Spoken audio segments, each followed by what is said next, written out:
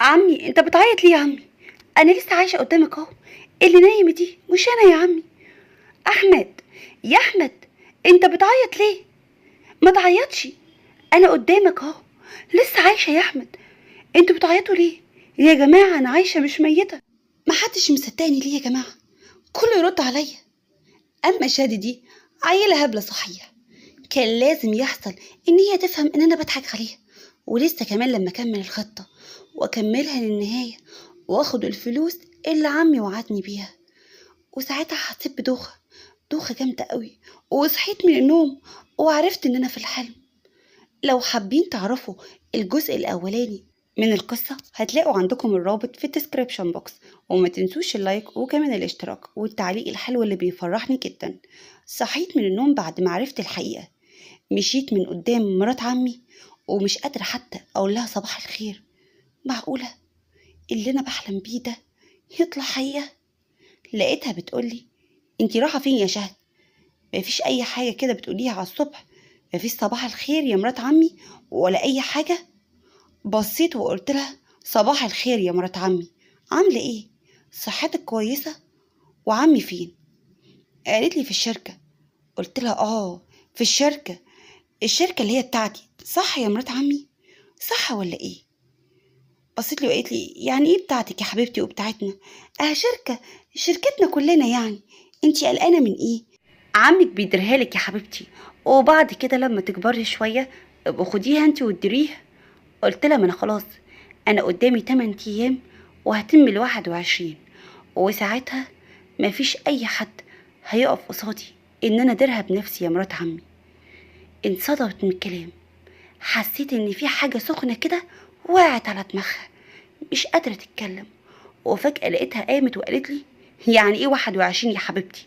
بقولك ايه، عمك تعب فيها وطلع عينه فيها، عاوزة تاخديها كده بالسهل؟ مستحيل ابدا. بصي بقولك ايه، عمك هيفضل فيها طول العمر. قلت لها لا، الشركة دي بتاعتي، ده الورث بتاعي، ومفيش حد هياخد الورث ده مني، لا عمي ولا انتي ولا اي حد. عشان تبقى عارفة هقولك يا مرات عمي، انا هروح لعمي دلوقتي واقول له كل حاجة في الشركة. ولما لقيتها زهقت واتنرفزت عليا بالشكل ده، عرفت واتأكدت إن ربنا سبحانه وتعالى لما خلاني أحلم الحلم ده كان تنبيه، تنبيه كبير جدا، عشان ينبهني إن في تعابين حواليا.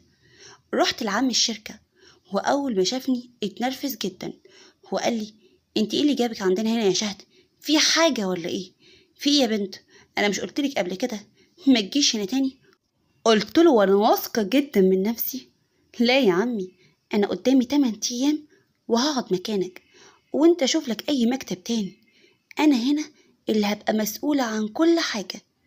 ساعتها قام وكان عاوز يضربني، وده اكد شكوكي ان فعلا كلهم بيضحكوا عليا.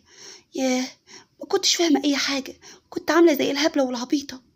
اتصلت بأحمد خطيبي لما كان زعلان مني لما اتهمته ان هو متصور مع واحدة تانية، وقلت له معلش انا اسفة، انا فهمت كل الموضوع وما تسألنيش انا فهمت ازاي، فهمت وخلاص. وبعدها رحت الأوضة بتاعتي وقعدت اعيط وادعي ربنا واقول يا رب، يا رب احلم بباقة الخطة، يا رب انت كرمك كبير.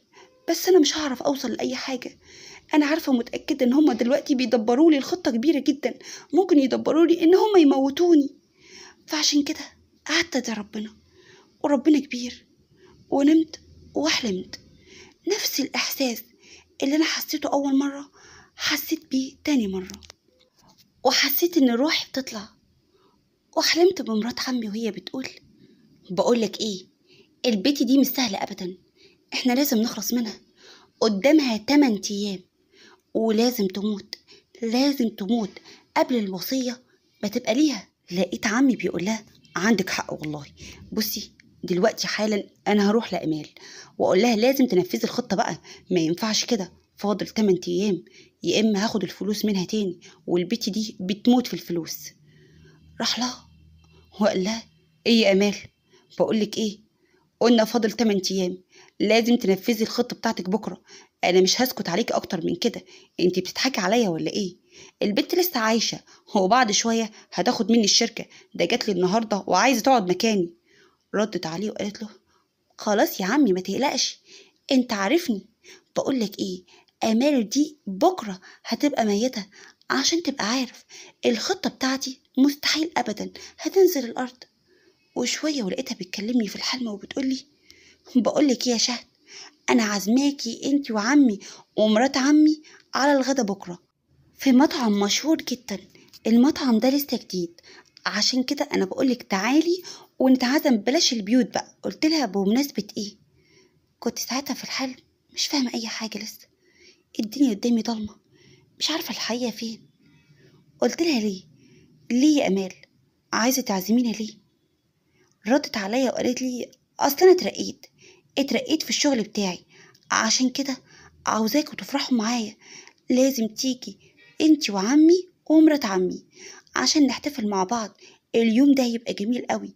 اوعي تنسي يا شهد، بكرة على الغدا انتوا التلاتة لازم تيجوا المطعم ده.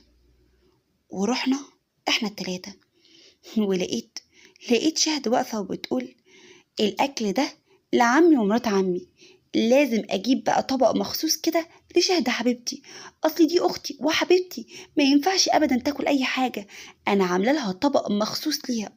قلت لها: ليه؟ الأكل كتير.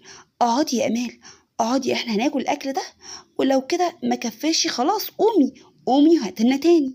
انتي عارفة يا أمال إن أنا أصلا ما باكلش كتير، صدقيني. اقعدي يا بنتي وشوية كده بقومي هاتيلي اللي انتي عاوزاه.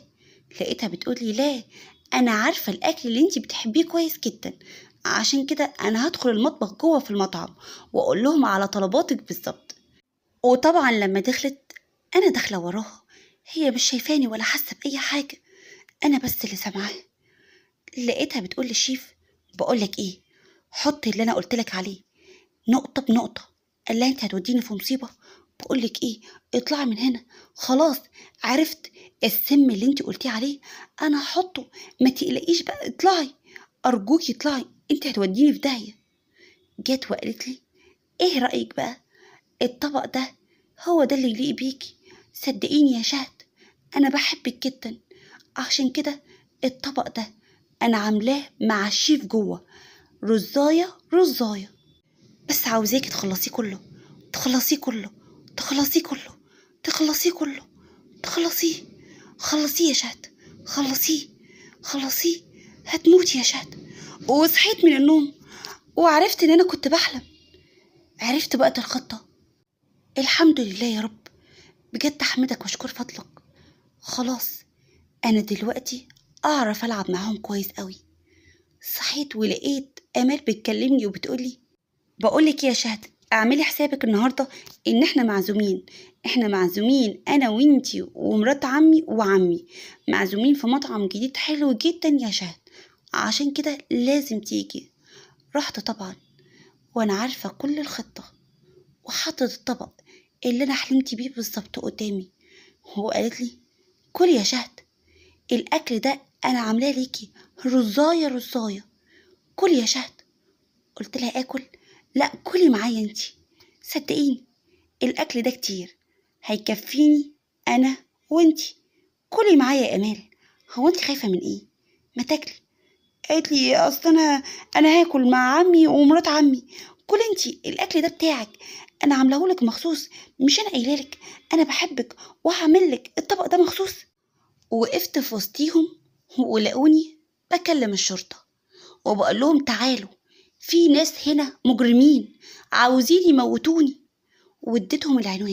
اديتهم العنوان بتاع المطعم، وجه وقبضوا على الشيف، والشيف اعترف بكل حاجة من غير أي مجهود. اعترف إن وأمال اعترفت عن عمي ومرات عمي، والتلاتة باتوا في السجن. والحمد لله خلصت منهم هما التلاتة، وربنا ظهر لي الحق في الوقت المناسب. حسيت لما اتقبض عليهم إن هم هم ونزاح، كانوا عايزين يموتوني عشان طمعانين في الفلوس. ليه؟ ده أنا كنت بحبكوا جدا، انتوا كنت أهلي وكنت ناسي، ليه تعملوا فيا كده؟ والحمد لله ربنا كرمني واتجوزت أحمد، ودي النهاية بتاعتي. عاوز أشوف رأيكم في القصة بتاعتي.